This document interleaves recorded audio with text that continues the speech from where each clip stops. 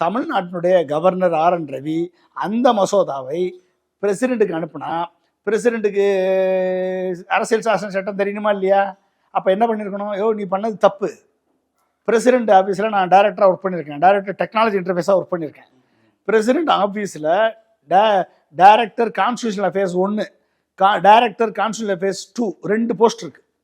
இந்த 2 போஸ்ட் வந்து மாநில அரசு டீல் பண்ணுறதுக்கு ஒரு டைரக்டரு, மத்திய அரசோட டீல் பண்ணுறதுக்கு இன்னொரு டைரக்டர். அப்போ இந்த கான்ஸ்டியூஷனல் அஃபேர்ஸ் போஸ்ட் என்ன சொல்லணும் அப்படின்னா, கவர்னர் அனுப்பின விதம் தவறு, அரசியல் சாசன சட்டத்தை மீறி உங்களுக்கு அனுப்பியிருக்காரு. அப்போ இதை தவறாக செய்த கவர்னர் இந்த மசோதாவை திருப்பி கவர்னருக்கு அனுப்பி சட்டமன்றத்துக்கு அனுப்ப சொல்லுங்கள், இல்லை கையெழுத்து போட்டு அக்செப்ட் பண்ண சொல்லுங்கள்.